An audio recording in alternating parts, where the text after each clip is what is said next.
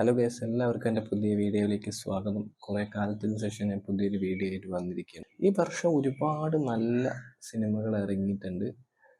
അപ്പോൾ അതിലെ മികച്ച കുറച്ച് സിനിമകളെ പറ്റി ഡിസ്കസ് ചെയ്യാനാണ് നമ്മൾ. ഞാൻ ഈ വീഡിയോയിലെ ടൈറ്റിൽ കൊടുത്തിരിക്കുന്നത് ടോപ്പ് 200 മൂവീസ് ഓഫ് 2024 എന്നാണ്. പക്ഷെ ഇത് ഞാൻ 2 പാർട്ടായിട്ടാണ് ചെയ്യുന്നത്. ഓക്കെ, ആദ്യത്തെ 100 എന്ന് പറയുന്നത് കൊമേഴ്ഷ്യലി ആൻഡ് ഓഡിയൻസ് അറ്റൻഷൻ ഒരുപാട് കിട്ടിയിട്ടുള്ള നല്ല 100 മൂവീസാണ്. ഓക്കെ, രണ്ടാമത്തെ പാർട്ടിൽ ചെയ്യാൻ ഉദ്ദേശിക്കുന്നത് എങ്ങനെയാണെന്ന് വെച്ചാൽ, നമ്മൾ അധികം പോപ്പുലർ അല്ലാത്ത, അധികം അറ്റൻഷൻ കിട്ടാത്ത, എന്നാൽ നല്ല റിവ്യൂസും നല്ല എന്താ പറയുക റേറ്റിങ്സും ഒക്കെ ഉള്ള കണ്ടിരിക്കാൻ പറ്റുന്ന കുറച്ച് സിനിമകളാണ് അടുത്ത ഒരു പാർട്ടിൽ നമ്മൾ ഡിസ്കസ് ചെയ്യാൻ പോകുന്നത്. അങ്ങനെ മൊത്തം 200 സിനിമാസാണ് ഡിസ്കസ് ചെയ്യുന്നത്. പക്ഷെ ഒരു വീഡിയോയിൽ 100 സിനിമകളുടെ പേര് നമുക്ക് പറയാനുള്ള ബുദ്ധിമുട്ടുമുണ്ട്. ഞാൻ എന്താ ചെയ്തിരിക്കുന്നതാണ്, ഈ 2 പാർട്ടിലും ഇപ്പം ചെയ്യാൻ പോകുന്ന ഈ വീഡിയോയിലും ആദ്യത്തെ 10 ബെസ്റ്റ് മൂവീസ് മാത്രം പറയും. ബാക്കിയുള്ള ലിസ്റ്റ് നിങ്ങൾക്ക് എൻ്റെ ഡിസ്ക്രിപ്ഷനിൽ നിന്ന് ഡൗൺലോഡ് ചെയ്തെടുക്കാൻ പറ്റും. അത് ഞാൻ ഒരു PDF ആക്കിയിട്ട് ഇടുന്നതായിരിക്കും. ഓക്കെ, അപ്പോൾ ഇതുകൊണ്ടുള്ള ഗുണം എന്താണെന്ന് പറഞ്ഞു കഴിഞ്ഞാൽ, മിക്കവാറും നമ്മൾ ടോപ്പ് 10 മൂവീസ് എന്നൊക്കെ പറഞ്ഞ് ഇടും. ആ മൂവീസിൽ പലതും നമ്മൾ കണ്ട തന്നെ ആയിരിക്കും. പക്ഷേ നമ്മൾ കാണാത്ത എന്നാൽ കണ്ടിരിക്കേണ്ട കുറച്ച് സിനിമകളുണ്ടാവും. അതൊക്കെ താഴേക്ക് ആയിരിക്കും വന്നിട്ടുണ്ടാവുക. അപ്പം അങ്ങനെയൊക്കെ ഉള്ളത് കൊണ്ട് നമ്മളിപ്പോൾ ഇതിൽ കുറേ സിനിമകൾ കണ്ടിട്ടുണ്ടെന്നുണ്ടെങ്കിൽ നിങ്ങൾക്ക് താഴെയുള്ള ലിസ്റ്റുകൾ നോക്കിയിട്ട് അത് കാണാം. ഓക്കെ, പിന്നെ ഈ വീഡിയോയുടെ എൻഡ് വരെ വാച്ച് ചെയ്യുന്നവർക്ക് ഒരു ബോണസ് പോയിന്റ് ഉണ്ട്. അതായത് ഈ വീഡിയോയുടെ ലാസ്റ്റ് വരെ കണ്ടു കഴിഞ്ഞാൽ എൻ്റെ ഫേവറേറ്റ് പിക്ക് നിങ്ങൾക്ക് ഞാൻ പറഞ്ഞു തരുന്നതായിരിക്കും. അത് ഈ ലിസ്റ്റിലൊന്നും ഇല്ലാത്ത, അത്ര ടോപ്പല്ല റേറ്റിങ്സ് ഒന്നും വരാത്ത, എങ്കിലും കാണാൻ നല്ല രസമുള്ള കുറച്ച് സിനിമകളാണ്. വളരെ ചുരുക്കം സിനിമയാണ്, ബട്ട് കണ്ടിരിക്കേണ്ട സിനിമയാണ്. സോ അധികം എക്സ്പ്ലനേഷൻ തന്ന് ഞാൻ നിങ്ങൾ ബോറടിപ്പിക്കില്ല. നമുക്ക് വീഡിയോയിലോട്ട് കിടക്കാം. I don't ever slow up, no I don't take shit. I got no love for the fakeness. If you wanna play tough and wanna hate this, I'll always show up. I don't ever slow up, no I don't take shit. I got no love for the fakeness. If you wanna play tough and wanna hate this, I'll always show up and make a statement. I don't ever slow up, no I don't take shit. I got no love for the fakeness. If you wanna play tough and wanna hate this, I'll always show up and make a statement. Everything I do so instinctive and so passionate. Every word I move so descriptive like an adjective. I got a vendetta against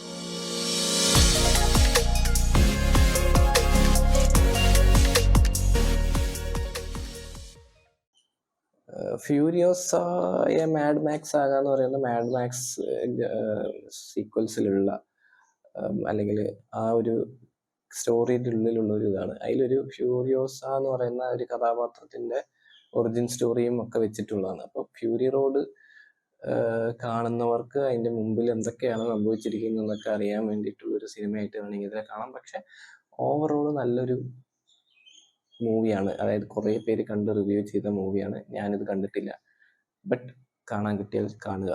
അതായത് VFX ആണെങ്കിൽ അതിൻ്റെ വർക്കുകൾ സെറ്റായിട്ടുണ്ടെന്ന് ഞാൻ കുറേ പേര് review ചെയ്ത് കണ്ടിട്ടുണ്ട്. അപ്പോൾ ഞാൻ കാണാത്ത സിനിമകൾ ഞാൻ കണ്ടില്ല എന്ന് പറയും. കണ്ട സിനിമകളിൽ എനിക്ക് എൻ്റെ പേഴ്സണലായിട്ടുള്ള ഒപ്പീനിയൻ ഞാൻ പറയുന്നതായിരിക്കും. പിന്നെ എൻ്റെ PDF ഞാൻ ഐ ലൈക്ക് ദിസ് എന്ന് പറയുന്ന മൂവീസൊക്കെയാണ് ഞാൻ കണ്ടത്. ബാക്കിയൊന്നും ഞാൻ കാണാത്തതാണ്. ഞാൻ വിഷ് ലിസ്റ്റിൽ ഇട്ട് വെച്ചിരിക്കുന്ന മൂവീസ് ആയിരിക്കും. Okay,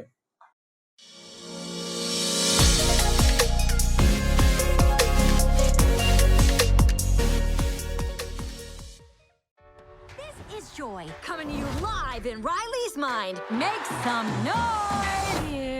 Sadness is in the house. It's anger. Let me at him.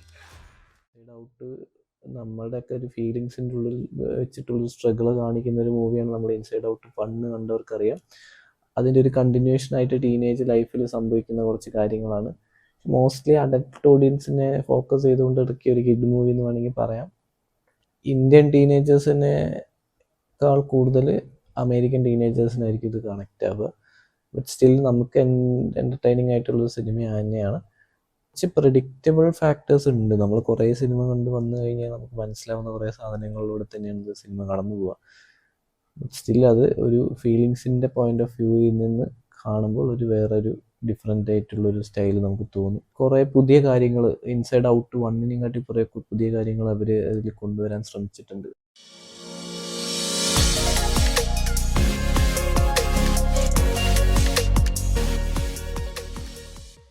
Transformers 1 എന്ന് പറയുന്നത് ട്രാൻസ്ഫോമറിൻ്റെ ഒറിജിൻ സ്റ്റോറി എന്ന് പറയാം. അപ്പോൾ ഞാൻ അടുപ്പിച്ച് 2 ഒറിജിൻ സ്റ്റോറി പറയുന്നത് പോലെ കണ്ടു ഇതാക്കണ്ട. പക്ഷേ ഈ സ്റ്റോറി എന്താന്ന് പറഞ്ഞാൽ ട്രാൻസ്ഫോമർ ഫ്രാഞ്ചൈസി ഫോളോ ചെയ്ത് വരുന്നവർക്ക് ഫാൻസിന് വേണ്ടിയിട്ടൊക്കെ ഇറക്കിയ ഒരു അനിമേഷൻ കോമഡി മിക്സ് ചെയ്തിട്ടുള്ള, അതായത് ഒപ്റ്റിമസ് പ്രൈമും മെഗട്രോണും എന്ന് പറയുന്ന 2 പേര് എങ്ങനെയാണ്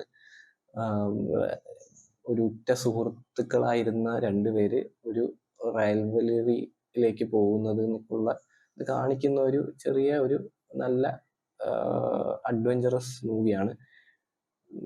അപ്പാർട്ട് ഫ്രം ആ സീക്വലിനെ അപേക്ഷിച്ചിട്ട് ഈ ഒരു പടം സെപ്പറേറ്റ് ആയിട്ട് കാണുകയാണെങ്കിലും നല്ലൊരു മൂവിയാണെന്നാണ് പറയുന്നത്. അപ്പോൾ കണ്ടു നോക്കുക.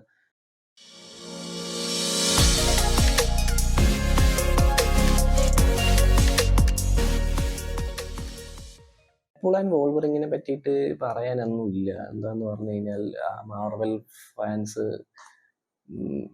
കണ്ട് തഴമ്പിച്ചതായിരിക്കും. പിന്നെ നമ്മൾ ഇതിൽ പറയാനൊന്നുമില്ല. എന്താ പറഞ്ഞാൽ നല്ലൊരു super hero movie, but third wall break ചെയ്ത് നല്ല അടിപൊളിയായിട്ട് കോമിക്കലായിട്ട് ഇതാക്കിയിട്ടുണ്ട്.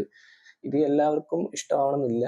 മാർവൽ സിനിമകൾ ഡെഡ്പൂൾ പാർട്ട് 1, 2 ഒക്കെ കണ്ട് ഇതിലേക്ക് വരുന്നവർക്കായിരിക്കും കൂടുതൽ ഇത് ഇതാക്കാൻ പറ്റുക.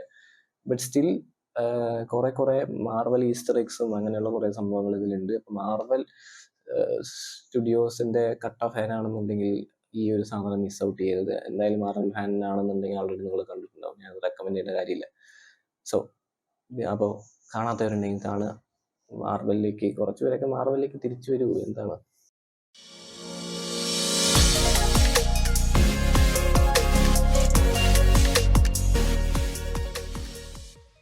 ചന്തു ചാമ്പ്യനെ പറ്റി പറയുമ്പോൾ ഞാനത് കാണാത്ത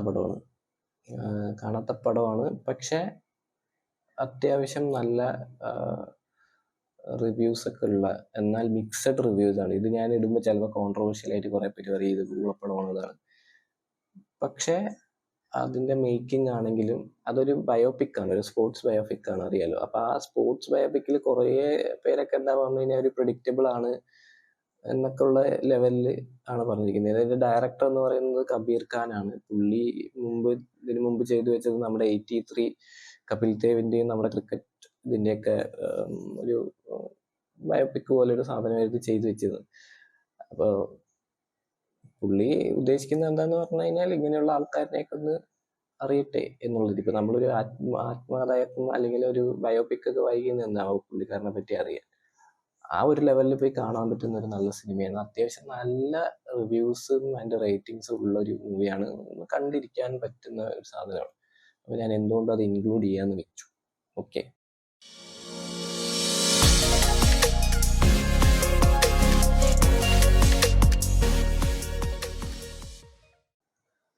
അനോറ എന്ന് പറയുന്നൊരു എന്താ പറയുക റൊമാൻസ് ഡ്രാമ ഒക്കെ ഉള്ള ഒരു ഹോളിവുഡ് മാസ്റ്റർ പീസ് എന്ന് വേണമെങ്കിൽ പറയാം.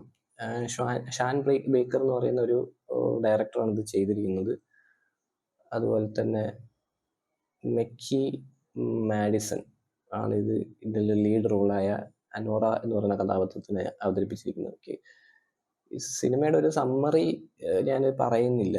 കാരണം എന്ന് പറഞ്ഞാൽ ആ സമ്മറി പറഞ്ഞു കഴിഞ്ഞാൽ നിങ്ങൾക്ക് ആ സിനിമ എക്സ്പീരിയൻസ് ചെയ്യാനുള്ള ഒരു ഇത് പോയി കിട്ടും. കുറേ സ്പോയിലേഴ്സ് വരുന്നതാണ്. എന്നാലും ഒരു അണ്ടർലൈങ് ആയിട്ടൊരു സിംഗിൾ വേർഡിൽ പ്ലോട്ട് പറയുകയാണെന്നുണ്ടെങ്കിൽ ഒരു സെക്സ് വർക്കർ ഒരു ക്ലയൻറ്റിനെ മീറ്റ് ചെയ്യുന്നു.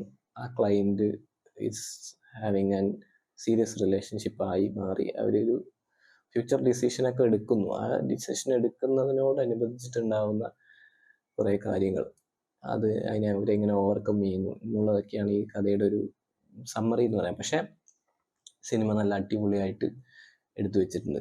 അപ്പോൾ നമുക്ക് അതായത് കഴിഞ്ഞ സിനിമയിൽ ഞാൻ പറഞ്ഞ എന്താ പറയുക കുറച്ച് പ്രെഡിക്റ്റബിൾ ആണെന്ന് പറഞ്ഞില്ലേ, ഈ സിനിമകളിൽ നമുക്ക് പ്രെഡിക്റ്റബിലിറ്റി എന്ന് പറയുന്ന ഒരു ഫാക്ടർ ഉണ്ടാവില്ല. പ്രെഡിക്റ്റ് ചെയ്യാൻ പറ്റാത്ത ഒരു drama, romance and edge of the seat എന്ന് പറയാൻ പറ്റുമോ എനിക്കറിയില്ല. പക്ഷെ നമുക്ക് അവരുടെ ലൈഫിലൂടെ നമ്മൾ ഒരു രണ്ടുപേരുടെ ലൈഫിൽ കൂടെ നമ്മൾ കടന്നു പോകണമെങ്കിൽ എങ്ങനെയുണ്ട്, ആ ഒരു ലൈഫ് എക്സ്പീരിയൻസ് പോലെ നമുക്ക് ഫീൽ ചെയ്യും. സോ അങ്ങനെ കണ്ടിരിക്കാൻ പറ്റുന്ന ഒരു ബെസ്റ്റ് ഫിലിമാണ്. ആൻഡ് ഇത് കുറേ ജൂറി അവാർഡ്സ് ഒക്കെ കിട്ടിയിട്ടുള്ള ആൻഡ് കിട്ടിക്കൊണ്ടിരിക്കുന്ന മൂവിയാണ്. സോ ഇത് യു ഷുഡ് വാച്ച്.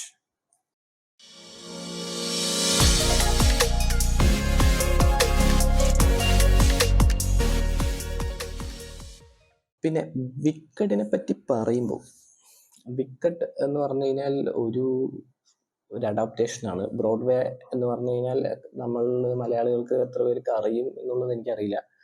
ബ്രോഡ്വേ എന്ന് പറഞ്ഞു കഴിഞ്ഞാൽ അവിടുത്തെ തിയേറ്ററിക്കലായിട്ടുള്ള മ്യൂസിക്കൽ സിസ്റ്റം ആയിട്ടുള്ളൊരു സംഭവമാണ്. അതായത് അവിടെ ഹോളിവുഡിൽ അല്ലെങ്കിൽ നമ്മുടെ USA ബ്രോഡ്വേ എന്ന് പറഞ്ഞിട്ടൊരു പരിപാടി ഉണ്ട്. നമ്മുടെ ഇവിടെയാണ് ഇപ്പോഴും നാടകങ്ങളൊക്കെ നിന്നിട്ടുള്ള. അവിടെ ബ്രോഡ്വേ എന്ന് പറയുന്ന ഒരു ആർട്ട് ഫോം ഇപ്പോഴും ലൈവാണ്. അതായത് സ്റ്റേജാണ്, അതിൽ സോങ് ഉണ്ടാവും, ഈ ആക്ടേഴ്സ് പാട്ട് പാടും, ഉണ്ടാകും. ഒരു മ്യൂസിക്കൽ തിയേറ്ററിക്കൽ ആയിട്ടുള്ളൊരു സാധനമാണ്. സോ അതിൻ്റെ ഒരു അഡാപ്റ്റേഷനാണ് ഈ വിക്കഡ് എന്ന് പറയുന്നത്. വിസർഡ് ഓഫ് ദ ഓസ് എന്ന് പറയുന്ന മൂവിയുടെ ഒരു ഇൻസ്പിറേഷനൊക്കെ വെച്ചിട്ട്, വിക്കഡ് എന്ന് പറയുന്ന ഒരു നോവലിൻ്റെ ഒക്കെ ഇൻസ്പിറേഷൻ വെച്ചിട്ട് ഉണ്ടാക്കിയൊരു ബ്രോഡ്വേ ആണ്. അതിൻ്റെ ഒരു അഡാപ്റ്റേഷൻ ഫിലിമാണിത്. സോ മ്യൂസിക്കൽ ഹോളിവുഡ് മൂവീസൊക്കെ കാണുന്ന ആൾക്കാർക്ക് ഇതൊരു ഫേവറേറ്റ് ആയിരിക്കും. ബട്ട് മീ പേഴ്സണലി മെറ്റിൽഡേ ഒക്കെ കണ്ടിട്ടുണ്ട് ഞാൻ മുമ്പ്. മെറ്റിൽഡേ ഒക്കെ നല്ലൊരു മ്യൂസിക്കലാണ്, അതും ഇതേപോലെ അഡാപ്റ്റഡ് ആണ് മ്യൂസിക്കൽ ബ്രോഡ്വേ എന്ന്. സോ സിമിലർ വേ ഇതും അങ്ങനെ ഒരു സിനിമയാണ്. പിന്നെ ഇതിലെ വിഷ്വൽ എഫക്ട്സ് ആൻഡ് സെറ്റ് തന്നെ പറയണം, സെറ്റ് ആൻഡ് VFX എക്സ്റ്റൻഷൻസ്, ഇങ്ങനെയുള്ള കുറേ കാര്യങ്ങൾ ഇത് നല്ല ബ്രില്യൻ്റ് ആയിട്ട് ചെയ്തിട്ടുണ്ട്. സോ അവരൊരു ട്രെയിൻ അടക്കം, ഒരു വലിയ ട്രെയിൻ ഈ ഒരു ഇതിൻ്റെ സെറ്റിൻ്റെ ഭാഗമായിട്ട് ഉണ്ടാക്കിയിട്ടുണ്ട്. പിന്നെ നിങ്ങൾ ഈ സിനിമയിൽ കാണുന്ന കുറേ സാധനങ്ങൾ ഒക്കെ റിയൽ സെറ്റ് ആൻഡ് എക്സ്റ്റൻഷൻസ് ആണ്. അവരൊരു കോളേജാണോ സ്കൂളാണോ എന്ന് ഓർമ്മയില്ല, ഒരു ഇതിലാണ്, ഒരു സ്കൂൾ എൻവയോൺമെൻ്റ് ആണ്, കോളേജ് ഓർ ഹൈസ്കൂൾ, ആ ഒരു എൻവയോൺമെൻറ്റിൽ വെച്ചിട്ട് ഉള്ളൊരു ഇൻട്രാക്ഷൻസ് ആണ്. അപ്പോൾ അതിൽ അരിയാന ഗ്രാൻഡേനെയൊക്കെ ചിലവർക്ക് അറിയുന്നതായിരിക്കും. അരിയാന ഗ്രാൻഡെയാണ് അതിലൊരു പാർട്ട് പ്ലേ ചെയ്തിരിക്കുന്നത്. രണ്ടാമത്തെ പാർട്ട് പ്ലേ ചെയ്ത ആളുടെ പേര് എനിക്ക് ഓർമ്മയില്ല, ഞാൻ നോക്കട്ടെ. സിന്ധ്യ എന്നാണ് അവളുടെ പേര്. ഓക്കെ, സിന്ധ്യ ആണ് അതിൽ രണ്ടാമത്തെ ആൾ. ഇവർ രണ്ടുപേരും നല്ല സിംഗേഴ്സാണ്. അരിയാന ഗ്രാൻഡേനെയൊക്കെ കുറേ പേര് അറ്റ്ലീസ്റ്റ് റീൽസിലോ അല്ലെങ്കിൽ അതിലൊക്കെ കണ്ടിട്ടുണ്ടാവും. ഷീ ഈസ് വെരി കോമഡിക് ആയൊരു പേഴ്സണാലിറ്റിയാണ്. അതായത് കോമഡി നന്നായി ഹാൻഡിൽ ചെയ്യുന്ന ഒരു പേഴ്സണാണ്. ആ ഒരു ചാർം ഇതിൽ കൊണ്ടുവന്നിട്ടുണ്ട്. ഈവൻ ദോ ഒരു നെഗറ്റീവ് ഷെയ്ഡുള്ളൊരു ക്യാരക്ടറാണ് ഇതിൽ ചെയ്തിരിക്കുന്നതെങ്കിലും നമുക്ക് അവസാനം വരെ ആ കഥാപാത്രത്തിനെ അല്ലെങ്കിൽ അരിയാന ഗ്രാൻഡെയോട് ചെയ്തിരിക്കുന്ന കഥാപാത്രത്തോട് അരിയാന ഗ്രാൻഡെയോട് ഒരു വെറുപ്പ് തോന്നാത്ത രീതിയിൽ ചെയ്ത് ഭംഗിയായിട്ട് ഇതാക്കിയിട്ടുണ്ട്. ആൻഡ് ഒരു മൂവി എന്ന നിലയിൽ മ്യൂസിക്കൽ ഇഷ്ടപ്പെടാത്തവർ ഈ ഭാഗത്തേക്ക് പോകരുത്. ഇങ്ങനെ സംസാരിച്ച് ഒരു പാട്ടിലേക്ക് പോകും, അങ്ങനെയൊക്കെയുള്ള. പക്ഷെ ആ പാട്ട് എൻജോയ് ചെയ്യുന്ന അല്ലെങ്കിൽ മ്യൂസിക്കൽ എൻജോയ് ചെയ്യുന്ന ആൾക്കാർക്ക് I will recommend this movie.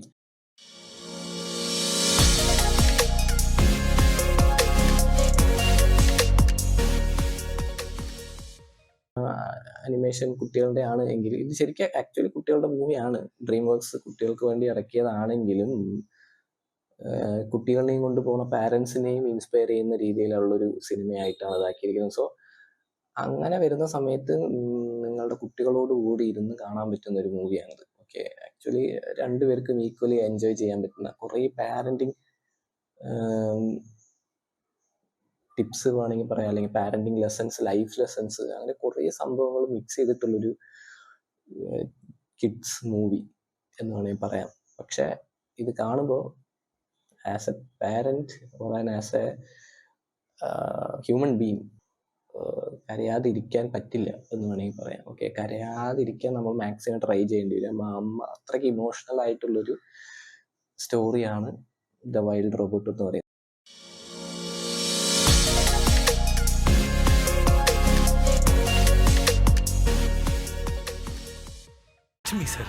Lakshmi sir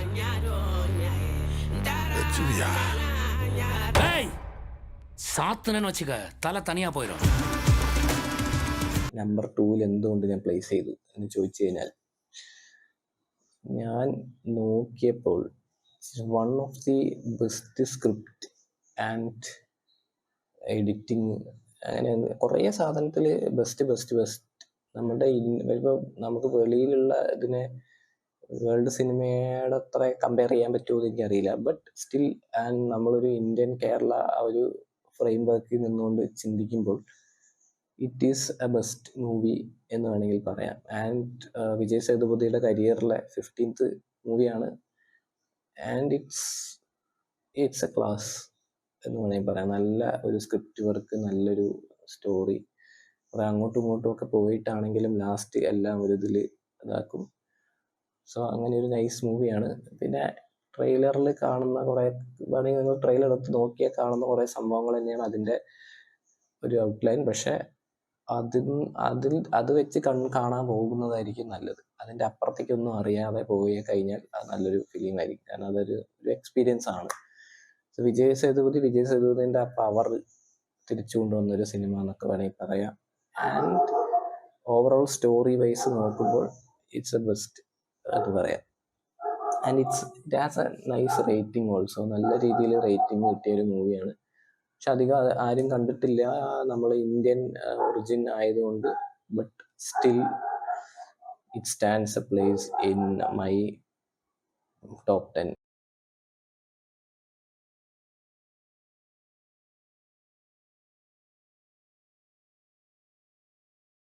ഇതിനെപ്പറ്റി ഡൂൺ പാർട്ട് 2 പറ്റി നമുക്ക് എന്താ പറയാൻ പറ്റുക? സിനിമ എന്ന് പറയുന്ന ഒരു ക്രാഫ്റ്റിങ്ങിൻ്റെ അറ്റ്മോസ്റ്റിൽ കൊണ്ട് നിൽക്കുന്ന ഒരു സിനിമയാണിത്. കാരണം എന്താന്ന് പറയുക, ഒരു നോവലിനെ നമ്മൾ പഴയ അഡാപ്റ്റേഷൻസ് ഒക്കെ ഉണ്ട് ഈ ഡൂണിനൊക്കെ, അതിനെ ആ നോവലിൽ പോലും ഇല്ലാത്ത രീതിയിലുള്ള വിഷ്വലൈസേഷൻസും അതിൻ്റെ ഇൻ്റർപ്രിട്ടേഷൻസും സൈഫൈ ആയിട്ട് നമ്മൾ ചിന്തിക്കുമ്പോഴാണെങ്കിലും ഇനി സിനിമയുടെ ടെക്നിക്കൽ വൈസ് ചിന്തിക്കുമ്പോഴാണെങ്കിലും ഇറ്റ്സ് ഇൻ ദ ടോപ്പ്. അതിനെക്കുറിച്ച് നമുക്കൊന്നും പറയാൻ പറ്റില്ല. നിങ്ങൾ ഈ സിനിമ കണ്ടിട്ടില്ലെങ്കിൽ ഇസ് എ മിസ് എന്ന് വേണമെങ്കിൽ പറയാം. പാർട്ട് 1ഉം പാർട്ട് 2ഉം. പാർട്ട് 2 ആണ് 2024 ഇറങ്ങിയിരിക്കുന്നത്. പാർട്ട് 1 അതിന് മുമ്പ് ഇറങ്ങിയതാണ്. സോ ഈ 2 പാർട്ടും കണ്ടിട്ടില്ലെങ്കിൽ അതൊരു മിസ്സാണെന്ന് വേണമെങ്കിൽ പറയാം. കാരണം ഒരു നല്ലൊരു നോവലിൻ്റെ ബേസിലുള്ള ഒരു മൂവി. പക്ഷെ ആ നോവലിൽ നിന്നും ഔട്ട്സൈഡ് ദ ബോക്സ് ആയിട്ട് കുറേ കാര്യങ്ങൾ ഇംപ്ലിമെൻ്റ് ചെയ്ത് ആ ഒരു മൂവി എന്ന് പറയുന്ന ക്രാഫ്റ്റിങ്ങിന് കുറേ കാര്യങ്ങൾ കോൺട്രിബ്യൂട്ട് ചെയ്യാനുണ്ട് എന്ന് കാണിച്ചു കൊടുക്കുക. അങ്ങനെ ഒരു മൂവിയാണ്. It deserves the best place in my opinion. ഇതല്ലാതെ വേറെ കുറേ മൂവീസ് ഉണ്ടാവും നിങ്ങളുടെ ഒപ്പീനിയനിലോ അല്ലെങ്കിൽ ജനറലായിട്ട്. അപ്പം ഞാൻ അതുകൊണ്ടാണ് വേറൊരു കാറ്റഗറിയിൽ പാർട്ട് 2 എന്ന് പറഞ്ഞിട്ട് ഇതാക്കിയത്. കാരണം പാർട്ട് 2 എന്താന്ന് പറഞ്ഞു കഴിഞ്ഞാൽ അധികം അറിയാതെ എന്നാൽ ഡൂണിനെയും കാട്ടി ഒക്കെ ഒരു ആർട്ട് ബേസ്ഡ് ആയിരിക്കും ആ ഒരു ജോണറയിലുള്ള. ഞാൻ അടുത്ത പാർട്ടിൽ ഡിസ്കസ് ചെയ്യാൻ പോകുന്ന കുറേയൊക്കെ ആർട്ട് ബേസ്ഡ് ആയിട്ടുള്ള മൂവീസ് ആയിരിക്കും. സോ നിങ്ങൾക്ക് അങ്ങനത്തെ സിനിമകളാണ് കൂടുതൽ ഇഷ്ടം എന്നുണ്ടെങ്കിൽ പാർട്ട് 2 കാണുക. അപ്പോൾ ഞാൻ ഇതിൻ്റെ ഇടയിൽ ഒന്നും പറഞ്ഞിട്ടില്ല. ഇതുവരെ എൻ്റെ ചാനൽ സബ്സ്ക്രൈബ് ചെയ്യാത്തവരാണെങ്കിൽ ഈ പാർട്ട് 2ന് വേണ്ടിയിട്ടെങ്കിലും സബ്സ്ക്രൈബ് ചെയ്യുക. അപ്പോൾ എല്ലാവർക്കും ഒരു ഹാപ്പി ന്യൂ ഇയർ ആശംസിച്ചുകൊണ്ട്, ചിലപ്പോൾ ഞാൻ അതിലും ന്യൂ ഇയറിന് മുമ്പ് അത് ഇറക്കുകയാണെന്നുണ്ടെങ്കിൽ അതിലും ഞാൻ ഒരു ഹാപ്പി ന്യൂ ഇയർ പറയും. പിന്നെ അപ്പോൾ അടുത്ത വീഡിയോയിൽ കാണുന്നതായിരിക്കും. Bye bye.